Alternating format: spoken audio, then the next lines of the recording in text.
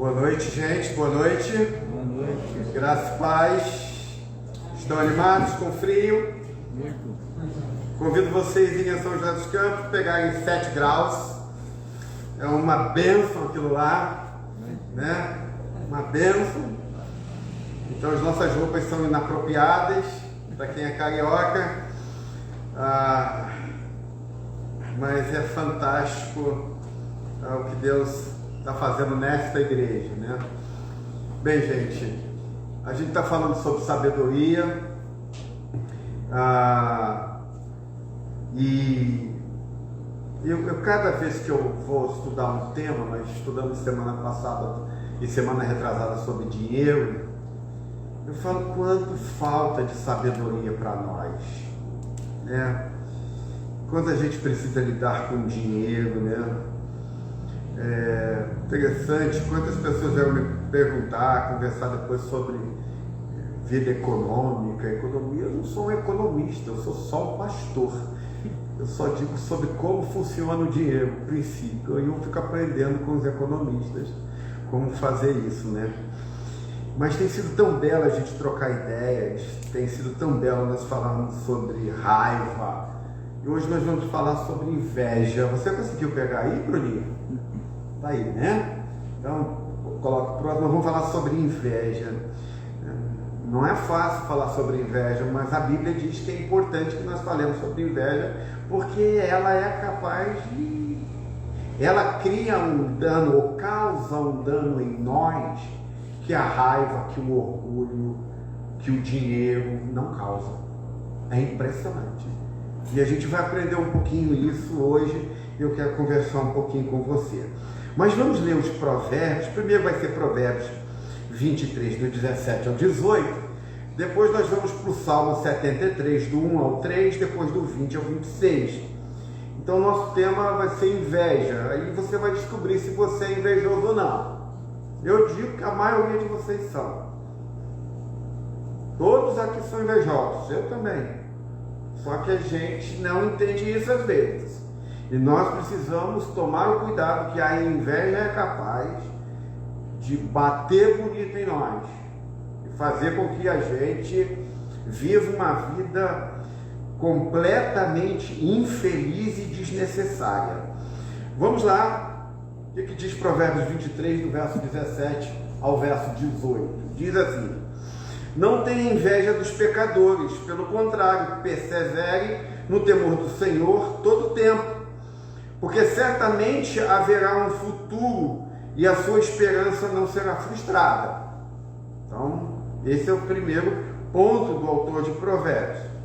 Salmo 73, do verso 1 ao 3, a gente vai para o próximo ponto, que está no telão. De fato, Deus é bom para com Israel, para com os de coração limpo.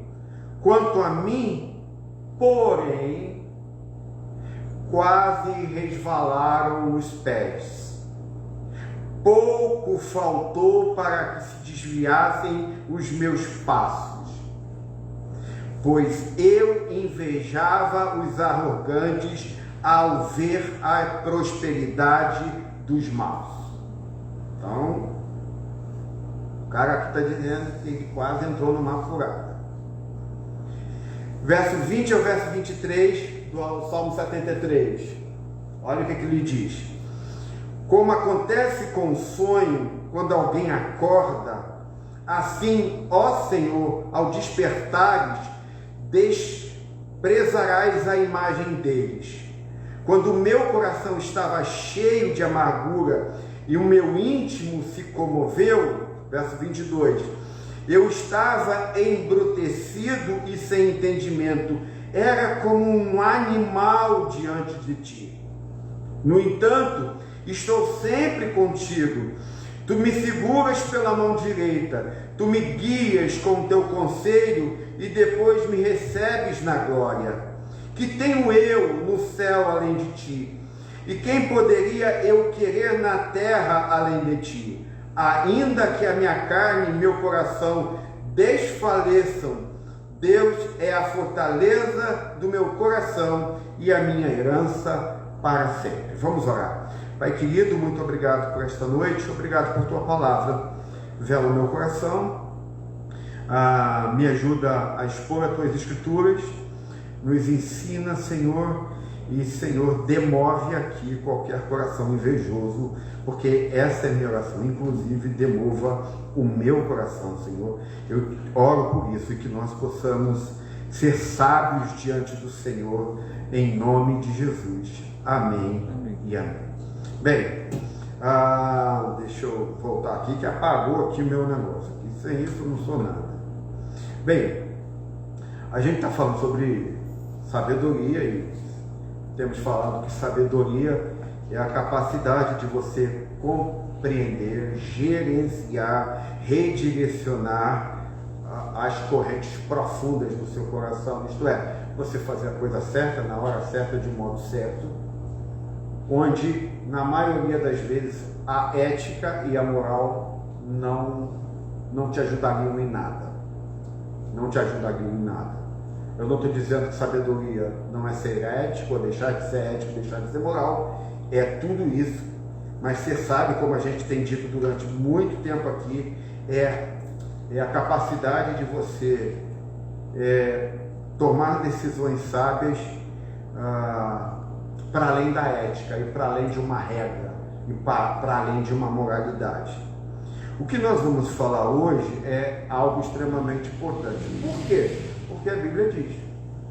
A inveja é tida como um dos 7 o quê? Pecados capitais. Já muito se escreveu sobre a inveja. E como é que a gente entende o que é inveja? Como é que você sabe se você é uma pessoa invejosa? No versículo 3, eu vou pedir do verso 70, do Salmo 73, que põe aí, por favor. No verso 3, você tem aí, Bruninho? Diz assim: pois eu invejava os arrogantes ao ver a prosperidade dos maus. Obviamente que o salmista não está dizendo que ele invejava os pecadores, a arrogância dos pecadores, não é isso. O salmista está dizendo que ele estava invejando a prosperidade dos arrogantes, ou dos pecadores, como diz o autor de Salmos. Então, se você ler do verso 3 em diante, você vai ver de que tipo de prosperidade o salmista está falando. Mas nós não lemos aqui para você, não estamos expondo, porque nós apenas estamos querendo pontuar aquilo que nós achamos mais importante. Então, o autor do Salmo 73, ou esse homem, ele está sendo devorado pela inveja, porque ele vê as pessoas com corpos perfeitos, sendo próspero em suas vidas, tendo uma carreira de sucesso, e ele então está invejando a vida dos pecadores, que a Bíblia chama dos arrogantes.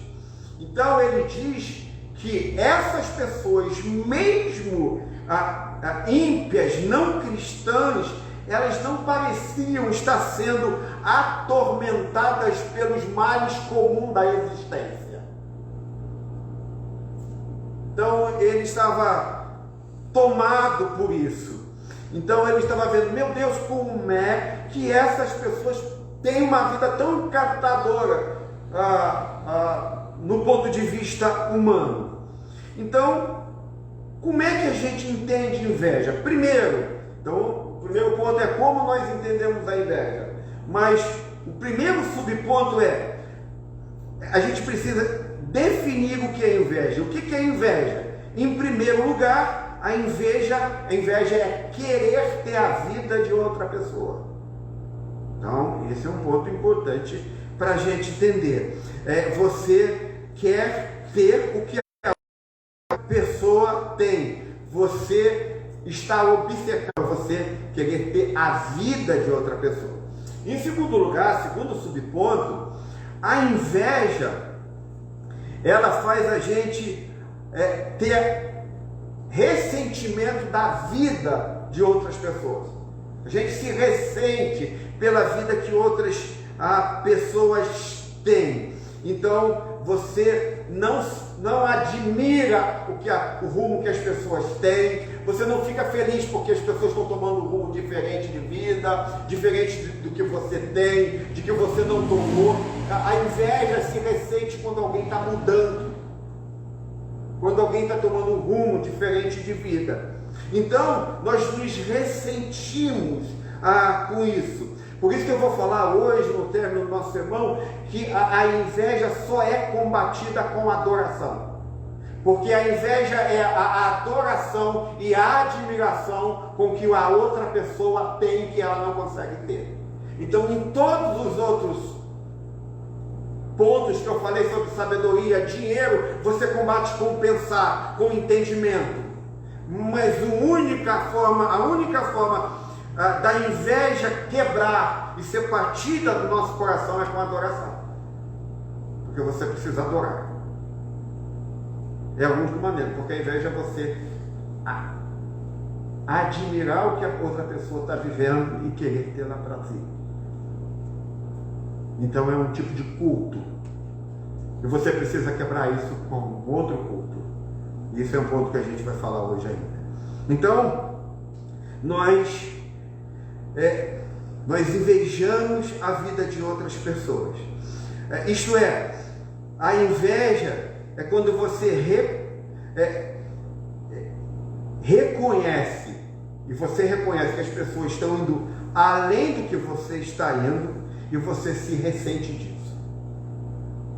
Não é que você não reconhece que as pessoas tomaram um rumo diferente, ou se tornaram muito capazes, ou se tornaram, como a gente chega aqui e olha para vocês assim, vocês começaram simples aqui, daqui a pouco Deus começou a agir em você começou a crescer, a desenvolver na sua vida profissional, na sua vida familiar, na sua vida secular, e a gente fala assim, uau, olha que rumo tomou a vida de fulano, olha que rumo tomou a vida de ciclano, que legal isso. A inveja é quando você não consegue se alegrar com isso.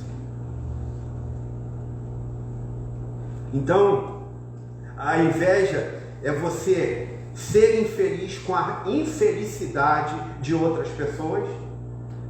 Isto é, você ser infeliz com a felicidade de outras pessoas. É um ponto que a gente precisa pensar muito. Então, a inveja é você estar chorando quando alguém está se alegrando, e você está sorrindo quando alguém está chorando.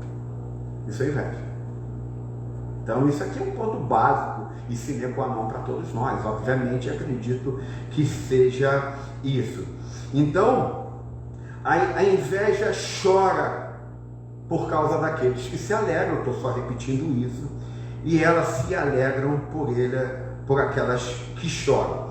Há uma frase de um estudioso chamado John Gielgud. Ele é um ator britânico, e ele, quando fez a sua autobiografia, ele, em certo momento da sua autobiografia, ele disse o seguinte: quando o senhor Laurence Olivier, ele está falando de um outro ator, tá? Interpretou Hamlet em 1948, e os críticos deliraram, eu chorei. Quando os críticos elogiaram ele, eu chorei. Ele estava se alegrando e, portanto, eu estava chorando. Isso é inveja. Então, tem uma coisa aqui que é muito importante sobre a inveja. Você é capaz de ter um amigo orgulhoso, pistola, grosseiro, arrogante, mas você nunca consegue ter amizade com uma pessoa invejosa. O invejoso morre sozinho. Se você descobriu que tem um amigo que é invejoso, você rapidamente vai fazer o quê? Vai se afastar dele. Porque, como diz, a inveja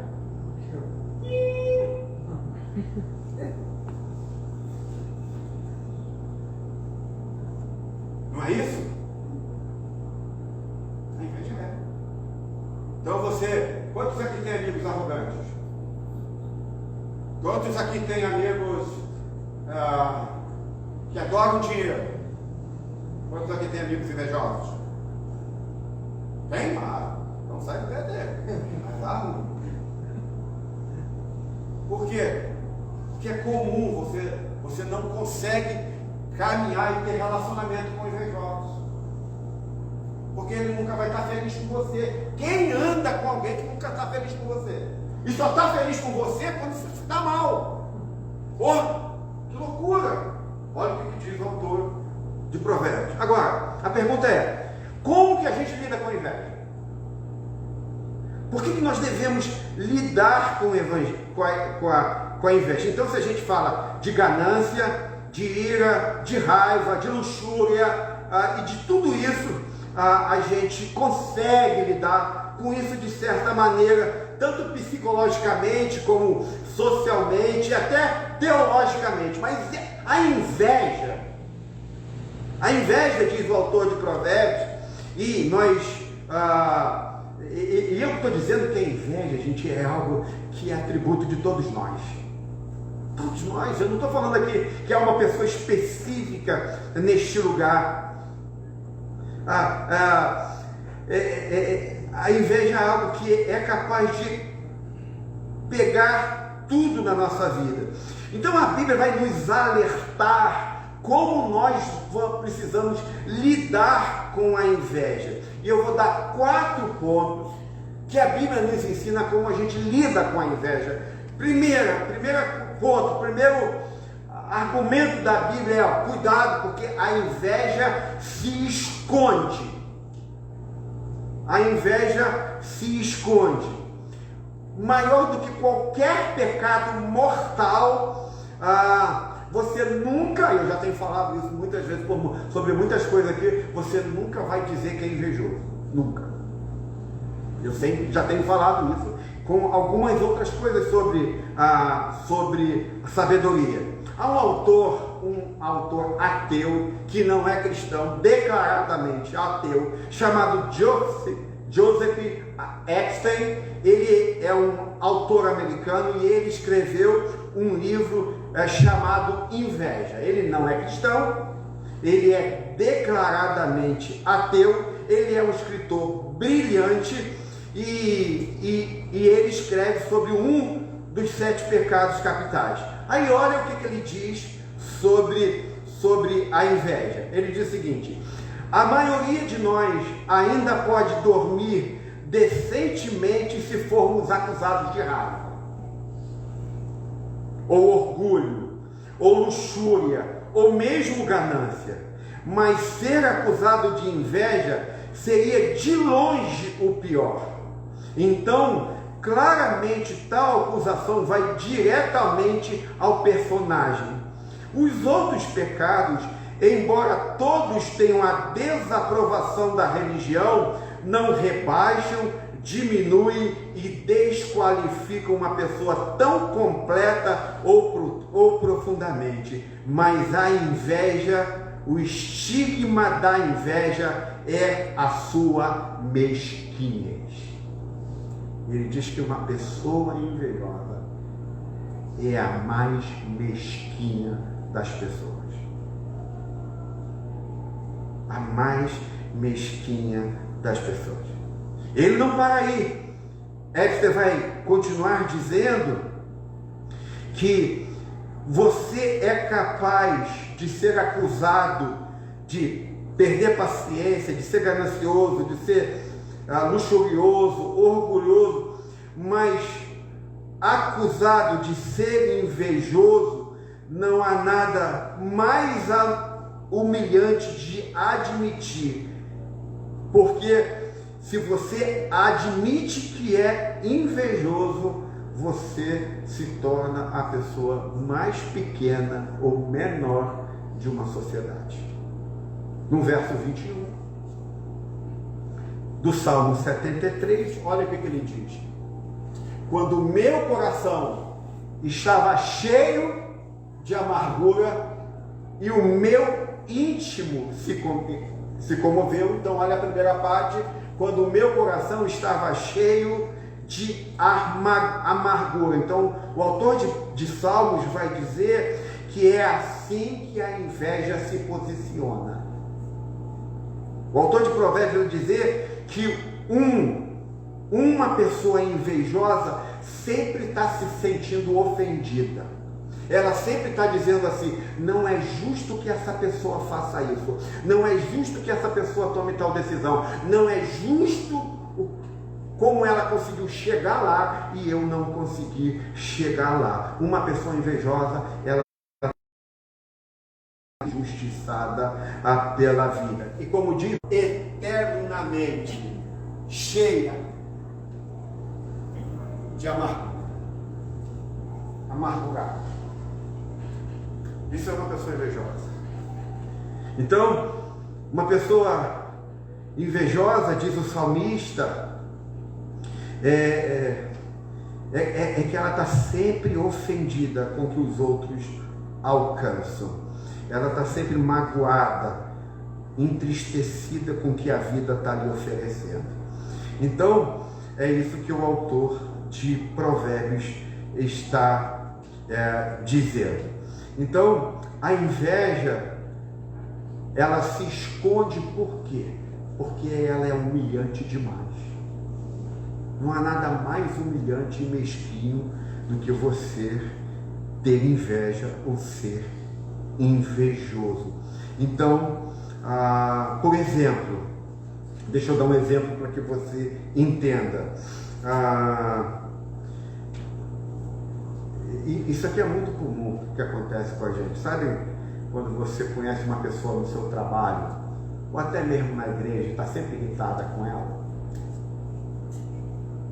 Não fez nada de errado com você. Pode parar que isso é inveja. Você está com inveja dela. É normal isso. Você deve se perguntar: por que eu estou com tanta raiva? Eu nunca me sinto bem diante dessa pessoa. Não é porque ela é pilantra, isso ou aquilo. Simplesmente você não consegue. É porque você está com inveja dela. Por isso que você fica irritado diante da presença dessa pessoa. Um outro exemplo, se eu puder dar para você também, é você ser uma pessoa que está sempre em autocomiseração. Isto é, você é uma marca muito comum dentro dos brasileiros de se vitimizar, né? A vida não foi justa comigo, né? Então, lembrando do que eu acabei de citar agora, John Guieldi, ele diz que você sempre deve fazer esse teste na sua vida. Se você está irritado com uma pessoa sem sentido, você está com inveja dele. E se você está sempre amargurado, entristecido e autocomiserando, sempre se vitimizando, você precisa entender que você pode estar com inveja. Em segundo lugar, que a Bíblia nos ensina a lidar com a inveja. Então, primeiro, que a gente acabou de falar, é que a inveja, ela se esconde. Então você tem que saber se você está com inveja ou não. Nós pastores é muito comum isso. A gente vê aí, a gente olha, ouve o cara parando assim, falando: caramba, esse cara está mandando ver, detonando em uma semana. A gente está em plantação e aí a gente está penando para que a nossa igreja, numa cidade que a gente não conhece muito e que a gente sabe que tem um espaço incrível para muitas plantações de muitas igrejas, onde o evangelho é pouco pregado, onde nós temos 23% só de cristãos, e aí de repente você ouve de um cara que simplesmente em uma semana só foi abrir a boca, no outro dia já tem 100 pessoas na sua plantação. Aí você olha assim, aí você tem que agir como salmista. Então, a gente precisa lidar com a inveja. A segunda coisa é que você precisa entender que a inveja é um sanguessuga. Ela suga. Suga o quê? Suga a alegria. Uma pessoa invejosa, diz a Bíblia, é que ela é uma pessoa que não conseguem viver alegremente com o que tem. Ela está sempre querendo ser alegre a partir do que outra pessoa tem. Ela nunca está satisfeita com o que tem. Então, o Joseph Asper, ele diz isso novamente, ele diz que a ideia de inveja é você ver outras pessoas ao seu redor que são melhores do que você, ou tendo uma vida melhor do que você, e você então não consegue olhar a sua vida e não consegue ter alegria com a sua vida. É porque você está sempre fazendo comparações. Não há nada de errado em você comparar, mas a inveja tem um elemento de comparação que é a coisa mais trágica da nossa vida. Então, o segundo ponto é que você precisa lidar com a inveja porque ela suga a alegria. O terceiro ponto que a Bíblia nos ensina é que a inveja não só envenena a sua capacidade de aproveitar, perdão, que a inveja envenena sua capacidade de aproveitar a vida que você tem. Isto é, você não consegue desfrutar aquilo que Deus já deu a você. E ponto. Então, seu trabalho nunca é bom, o que você ganha nunca é suficiente, a progressão dos seus filhos nunca está boa, o seu casamento nunca está bom, seu carro nunca está bom, o seu apartamento nunca está bom, a tua casa nunca está boa, a sua roupa nunca está bom, porque a Bíblia está dizendo, o seu corpo não é bom. Gente, quantas pessoas perdem o privilégio de chegar diante do espelho e olhar o seu próprio corpo e dizer, me agrado com ele. Por quê? Porque nós estamos vivendo num mundo de tanta inveja que eu sempre estou me comparando com o corpo de um outro homem ou com o corpo de uma outra mulher. Isso é muito comum. Quantas mulheres e homens perdem o prazer de se olhar diante do espelho porque eles estão sempre comparando o seu corpo com outro corpo.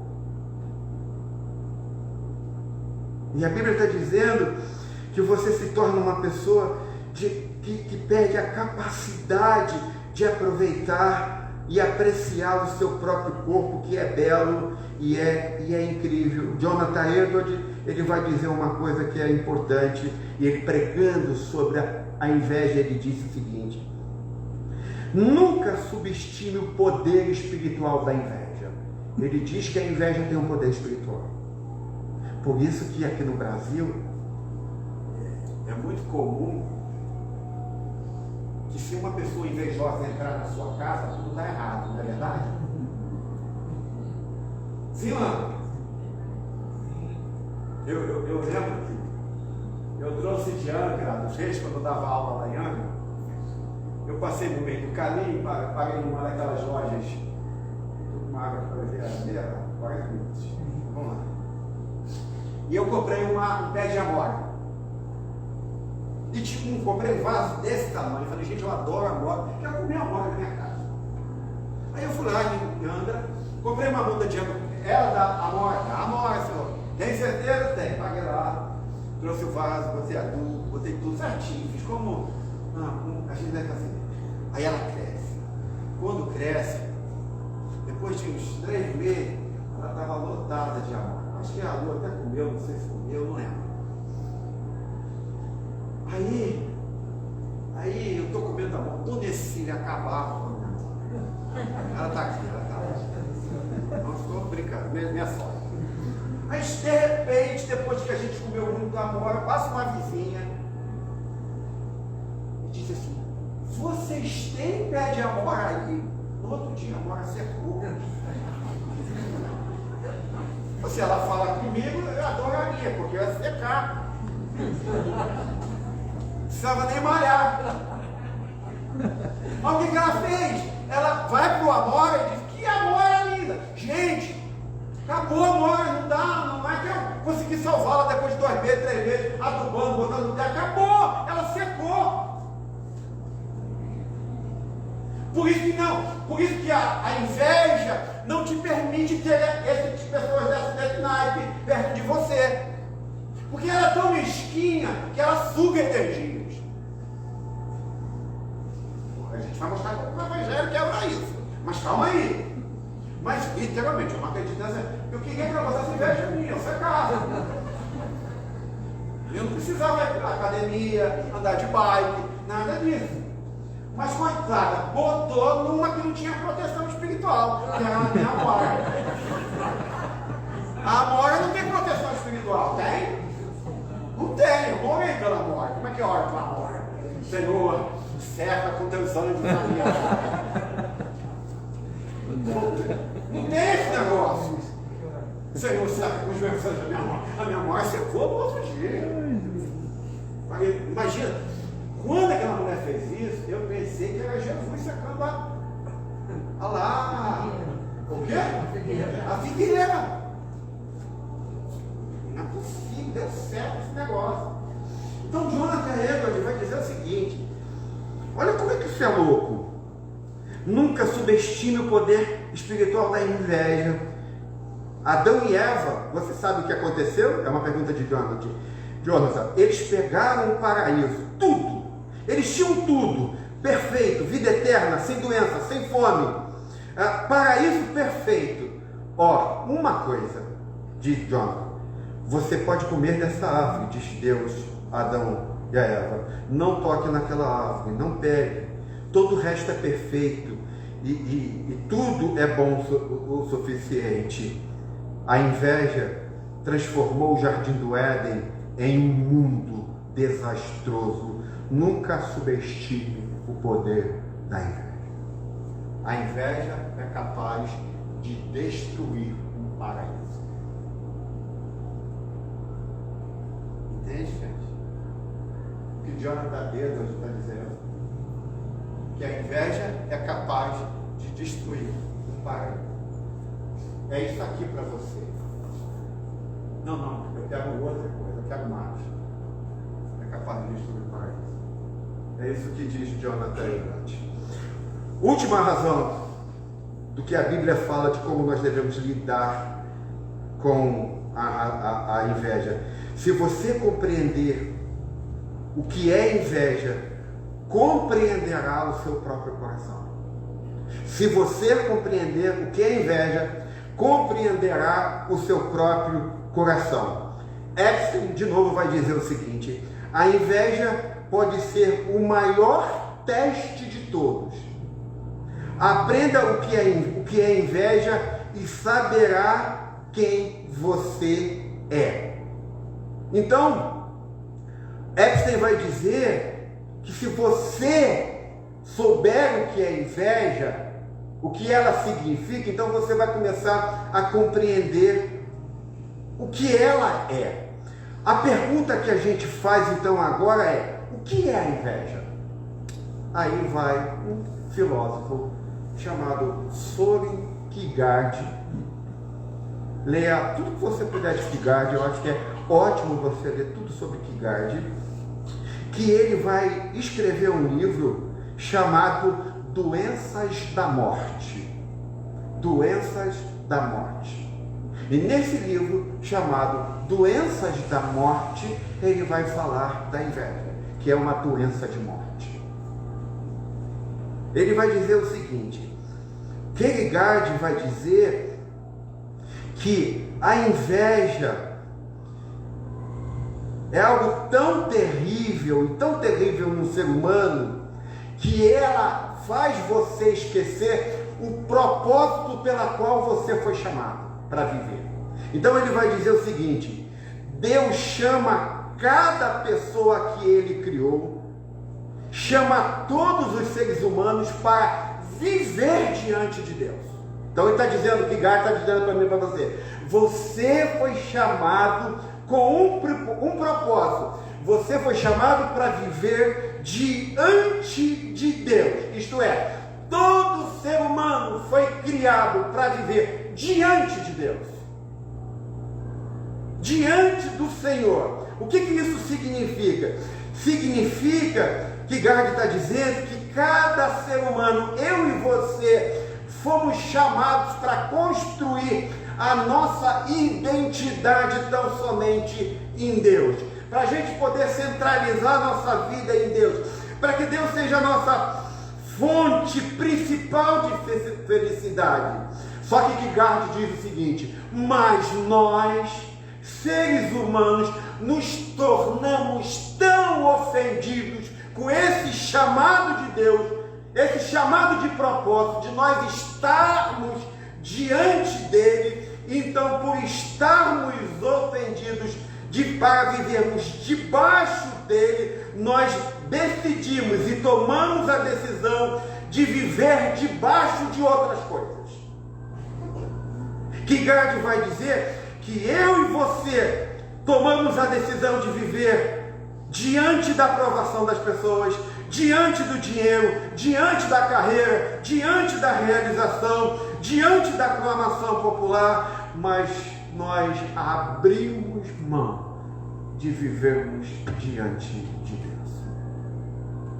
Kierkegaard vai dizer, e aí ele diz isso no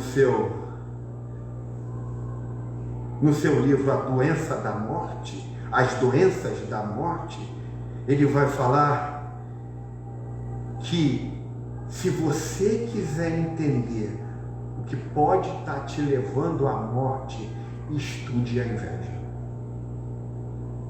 Estude a inveja. Porque isso pode estar destruindo você. Então, Kierkegaard vai dizer que você foi criado para um propósito e decidiu viver debaixo de outro propósito. E um desses propósitos é a inveja. É você viver para outro fim. O que isso significa? Deixa eu te dar um exemplo para a gente caminhar um pouquinho mais. Imagine que você seja um músico. Nós temos aqui músicos aqui. Todos os músicos que tocaram aqui. Juninho. Ai, meu Deus. Nossa. Oi? Nossa. Tiagão. É Tiago, né? Tiagão. Tantos outros aqui. Imagine que eles estão há 20 anos tocando. 20 anos dedicados à música. E eles todos aqui estão estudando música juntos há 20 anos. Mas um desses que estão há 20 anos estudando música começa a se sair melhor do que qualquer um outro aqui que estão há 20 anos fazendo a mesma coisa. Imagine isso. E aí você começa a ver que esse que está despontando, ele está produzindo músicas ótimas, está ganhando dinheiro com isso, a sua vida está sendo sustentada por meio disso, ele está sendo requisitado para tocar em outros lugares, requisitado por outras igrejas, requisitado por um monte de outras coisas, inclusive agora foi chamado para lançar um álbum, mas todos eles, estão há 20 anos fazendo a mesma coisa. O que é inveja? A inveja de Kierkegaard é que a sua resposta ao ver alguém se saindo melhor do que você vai depender de qual é a sua resposta com relação a Deus. Então Kierkegaard vai dizer o seguinte: tudo depende do seu relacionamento com Deus. Kierkegaard diz o seguinte: se você está vivendo diante de Deus, se você vive diante do Senhor, então esse músico que despontou, esse músico que saiu do meio de vocês, que está ganhando dinheiro, que está crescendo, que está prosperando, você será capaz de admirá-lo.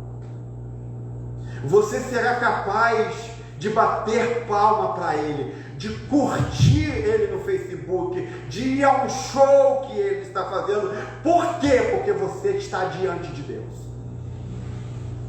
Mas Kierkegaard está dizendo o seguinte: se você não estiver diante de Deus, se a música para você é mais importante, se o dinheiro para você é mais importante, se o sucesso para você é mais importante, quando vê uma pessoa que estudou o mesmo que você, o mesmo tempo que você, saindo e crescendo e prosperando, você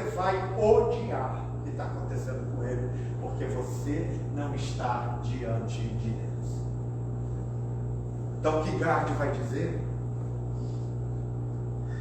que a única maneira de você não ser invejoso com pessoas que estão se saindo melhor do que você na vida, e a única maneira de você ser capaz de se alegrar com aquelas pessoas que estão se saindo melhor do que você, é porque você não está diante da música, você não está diante, o significado da sua vida não é a música, o significado da sua vida, mas o significado da sua vida é o Senhor. Kierkegaard vai dizer.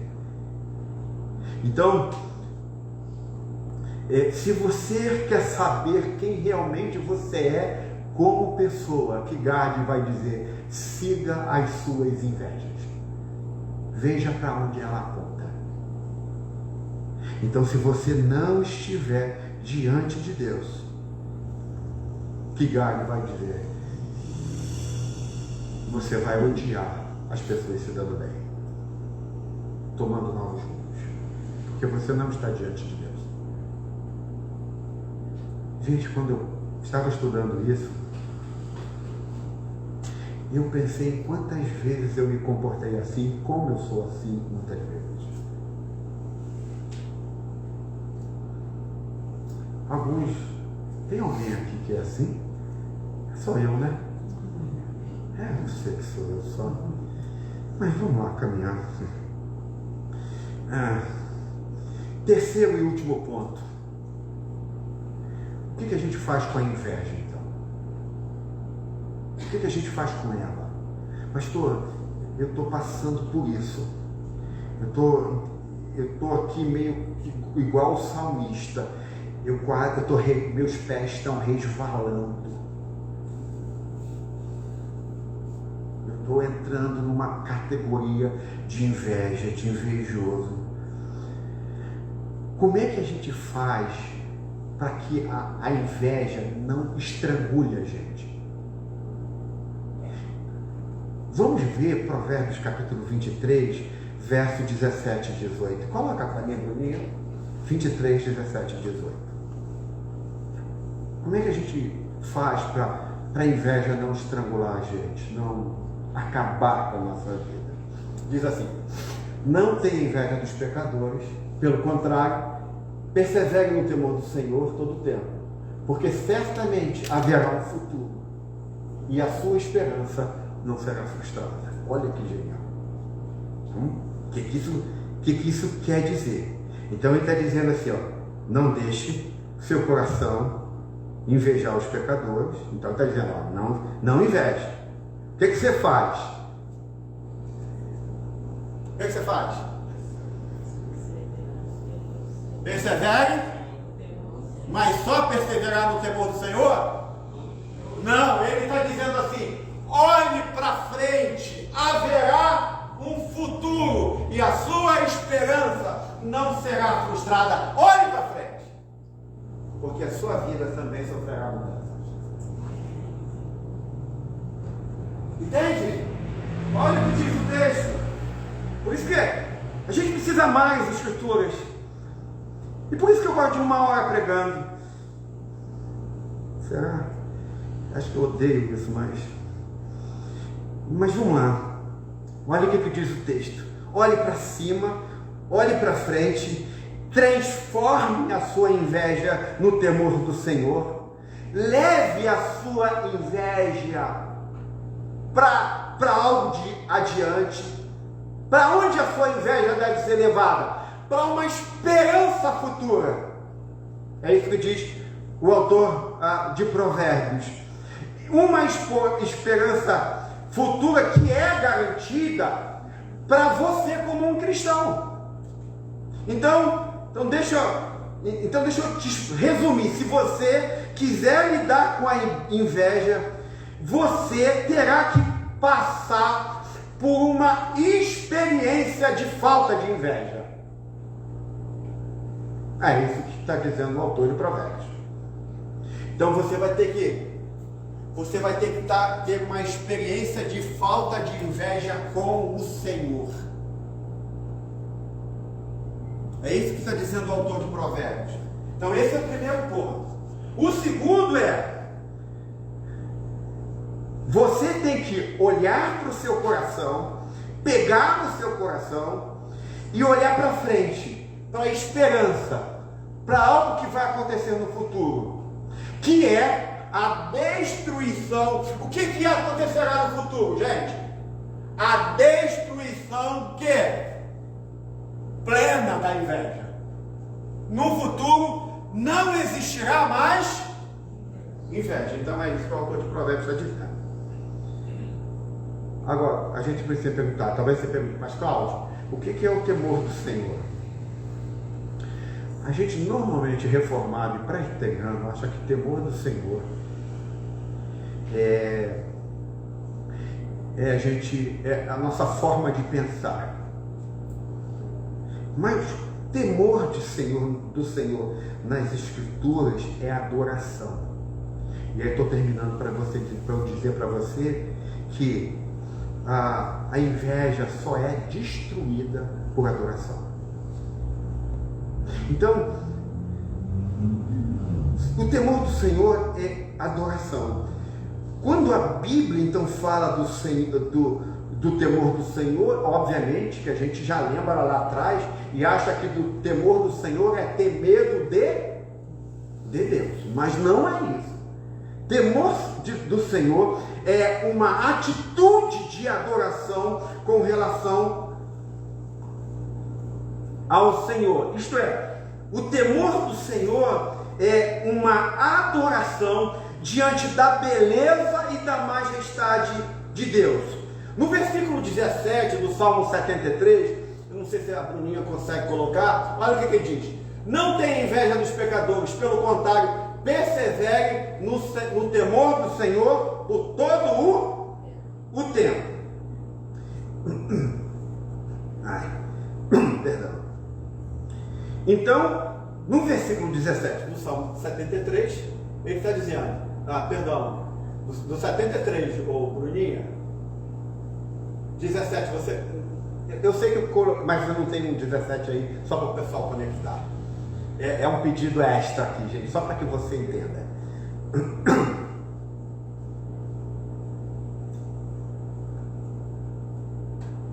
E aqui eu não estou com minha Bíblia. Olha só. Até que entrei no santuário de Deus e então compreendi o destino dos ímpios. Ele está tendo uma compreensão. Mas aonde ele entrou, gente? Aonde ele entrou, gente? No santuário. É isso que diz o texto. Então ele entrou no santuário. Isto é, ele teve uma experiência no santuário. Uma experiência com quem? Até que entrei, e aí eu entendi tudo. Isto é, o autor, o salmista está dizendo que ele teve uma experiência com Deus. O que isso significa? Que ele adora a Deus. Ele tem uma experiência tão profunda com Deus que ele entende o que está acontecendo. Então, como eu já falei, a Bíblia nos ensina a lidar com a raiva, com o desejo sexual, com a ganância, através do pensamento. Mas a Bíblia diz que com a inveja é diferente. A solução para a inveja não é apenas saber disso ou daquilo, ter uma forma para entender como se manifesta a inveja, mas a libertação da inveja é você ter uma experiência de adoração no santuário. É isso que diz o autor de Provérbios. Então a solução para a inveja é: ele entrou no santuário. Então quando ele entra no santuário, ele diz: então eu compreendi. Ele compreende, a ficha cai, ele entende o que está acontecendo. O que é uma experiência no santuário? A Davi sabe disso. Quem lembra do salmista Davi, no Salmo 63? quando o salmista Davi diz assim: eu te vi no santuário, eu vi o seu poder e a sua glória, porque o teu amor é melhor. Melhor? Alguém falou que a vida. A tua graça é melhor que a vida. A gente vê isso com o salmista Davi tendo uma experiência no santuário. Isto é, não é apenas você saber que Deus te ama, não é simplesmente ter uma noção do amor de Deus no seu coração, mas é ter uma experiência sensorial com a presença de Deus. Por isso que o salmista Davi diz que eu entrei no seu santuário e percebi que o seu amor é melhor que a vida. Eu vi o seu amor com os olhos da minha alma.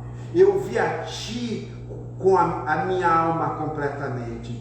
Então eu percebi o seu amor. Isto é, o salmista Davi diz que quando ele entra no templo, ele tem uma visão plena, bela da majestade de Deus.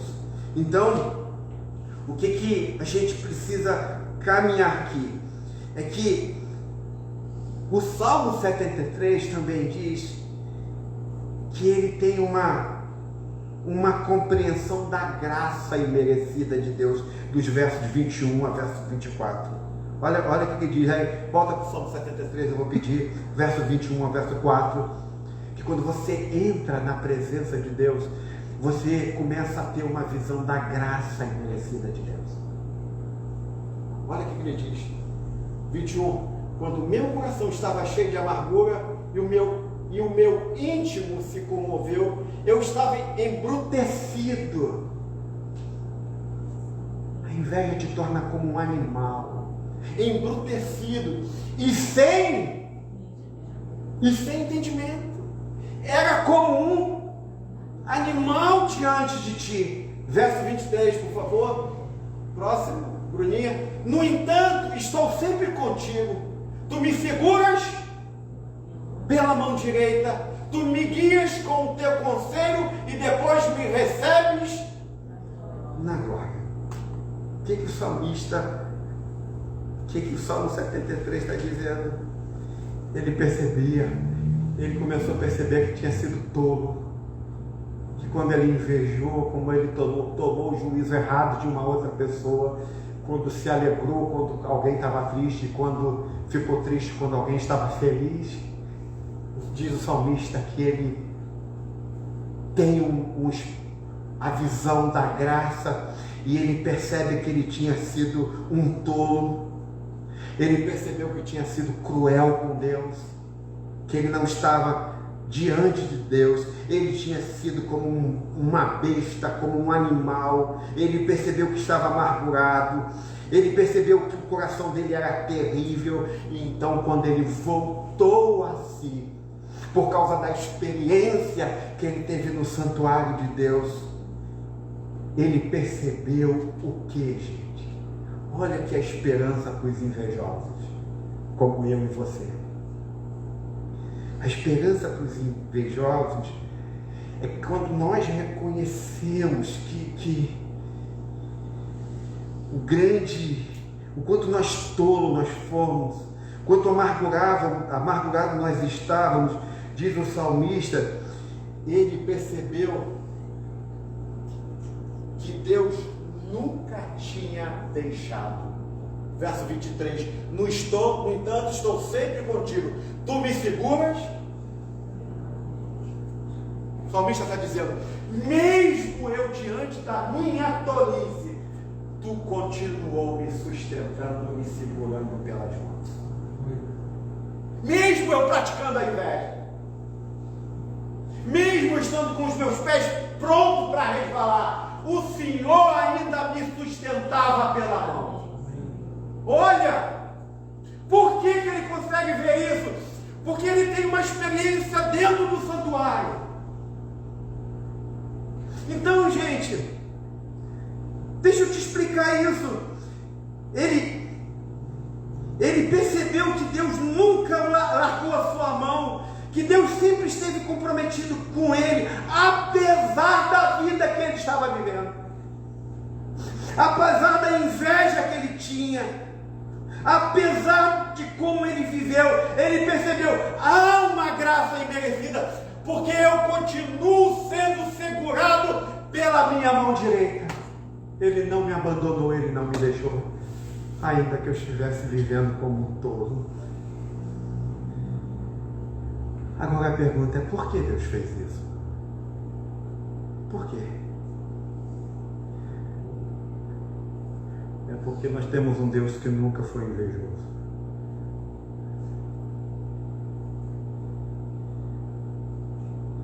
O salmista percebe o quanto ele tinha sido estúpido, mas quando ele começa a experimentar a graça de Deus, ele começa a experimentar o amor de Deus, então ele foi liberto da inveja.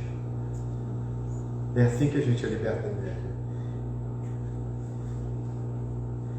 Então, o salmista teve a experiência de que Deus nunca iria largar sua mão. Então, por que Deus não largou a mão do salmista? Por que eu e você, ainda quando decidimos viver vidas tolas algumas vezes, Ele continua sustentando as nossas mãos? Ele não nos larga.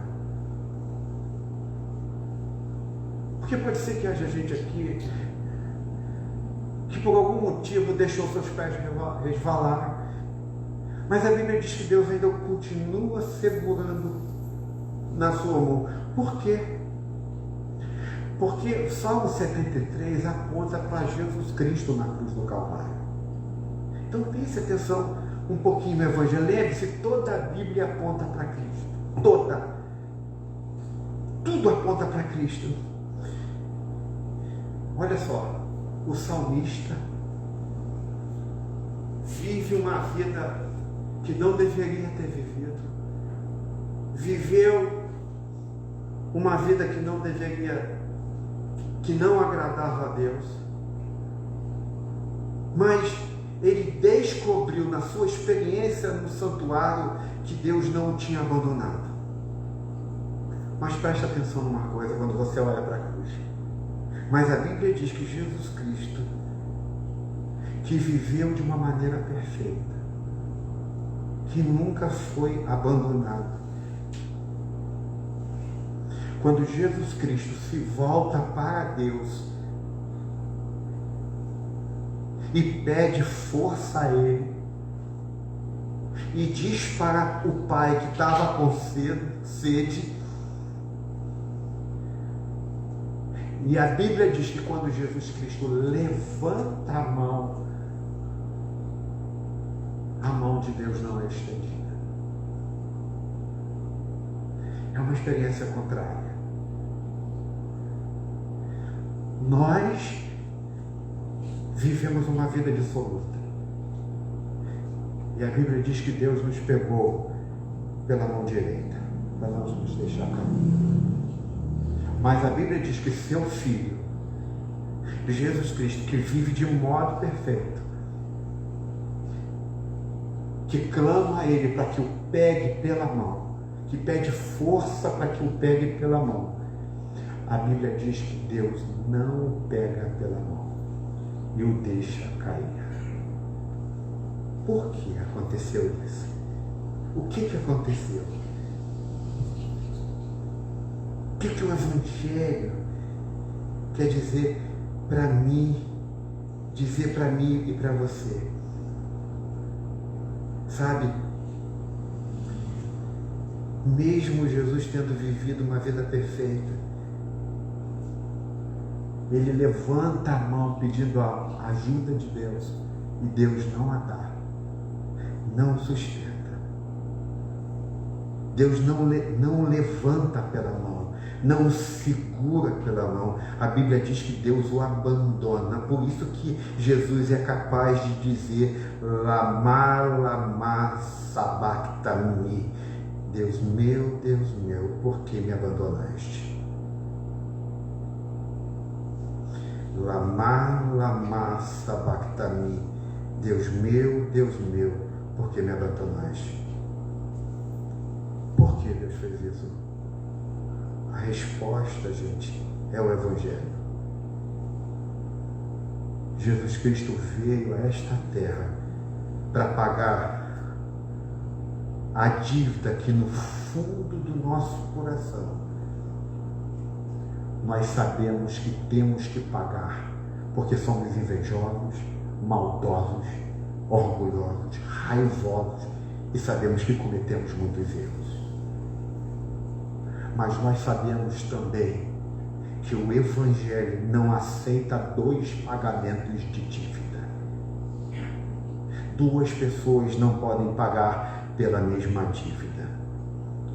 Isso significa que na cruz Jesus Cristo pagou a dívida, não importando de que forma você tenha vivido, não importa o que você tenha feito, não importa quais pecados você cometeu, não importa o quanto você invejou, não importa o quanto você falhou, não importa o quanto insensato você tenha sido, não importa o quanto amargurado você esteja, não importa o quanto uma besta bruta você seja, a Bíblia diz que no Evangelho, se você estender a mão para o Pai, você sempre terá a mão dele sendo estendida para você, para segurá-lo até o fim. Por que ele fez isso? Porque Jesus não teve essa mão. Jesus foi abandonado na cruz para que eu, invejoso como sou, e você, invejoso como somos, nunca mais, quando estendermos a mão, essa mão nos abandone.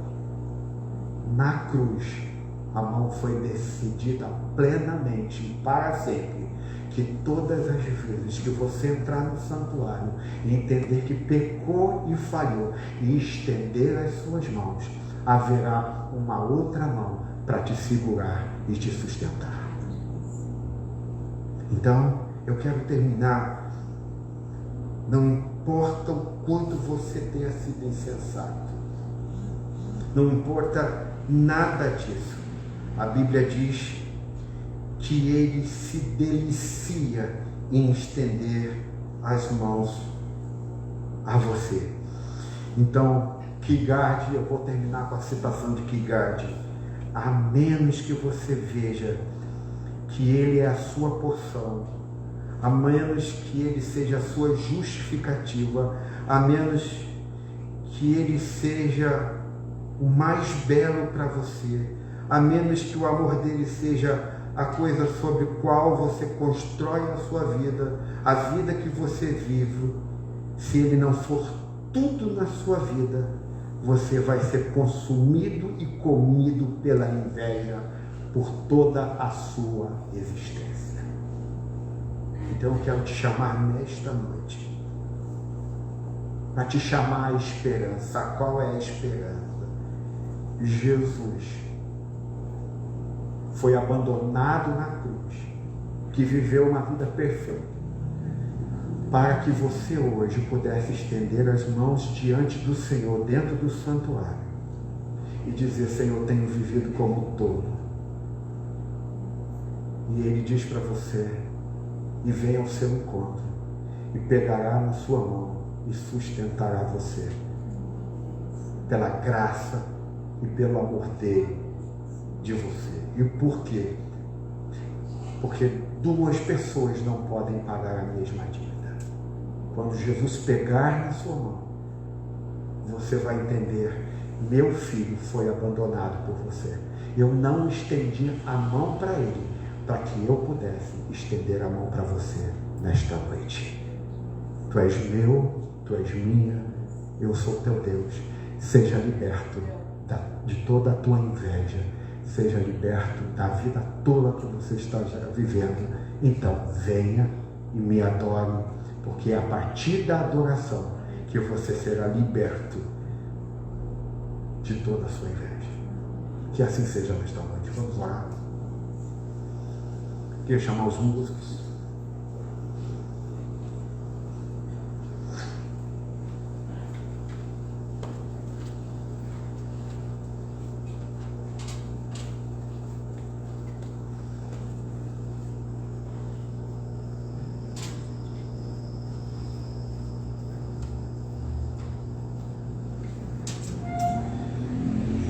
Inclina a sua cabeça.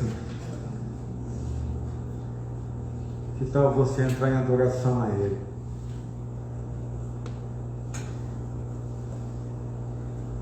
Inclina a sua cabeça. Só há como ser liberto da inveja adorando a Deus, tendo uma experiência de não inveja.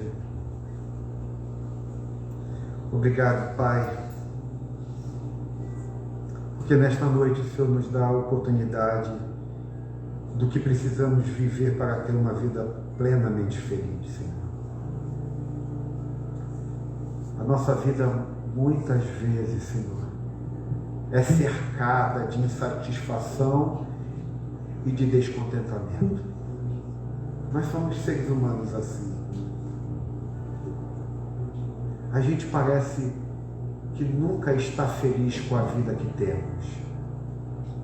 Nós temos essa insanidade dentro do nosso coração. Mas nós aprendemos nesta noite que a essência da sabedoria é conhecer o temor do Senhor, é ter uma experiência no seu santuário com a graça, é olhar para frente, olhar para o futuro, onde um dia tudo será diferente. Senhor, por favor, eu te peço que o Senhor nos liberte nesta noite, para que a gente possa viver uma vida de paz, de equilíbrio e de contentamento, Senhor. Senhor, eu quero pedir nesta noite que aconteça conosco o que aconteceu com o apóstolo Paulo, quando ele disse em um dos seus versos: aprendi a ficar contente, não importa quais sejam as minhas circunstâncias. Senhor, nos dê vida alegre e feliz, não importa que tipo e que momento da vida nós estejamos. Portanto, eu te peço que o Senhor nos ajude, enquanto nós vamos adorar-te nesta noite por meio do sacramento da ceia do Senhor. Que quando nós pegarmos do pão e pegarmos do cálice que foi partido por vós, que foi derramado por vós, que a gente possa ouvir o Espírito Santo falando conosco. Ele está estendendo a mão para você. Ele veio pegar a sua mão e sustentar a sua mão, porque Ele jamais te abandonará. Então Ele está dizendo, o Espírito Santo dirá ao nosso coração hoje: quebrante-se, tenha uma experiência comigo no santuário. Tenha a experiência de adorar aquilo que é mais pleno na sua vida, que sou eu. Senhor, então conduz a gente nesse momento para a glória do Teu nome. Em nome de Jesus. Amém.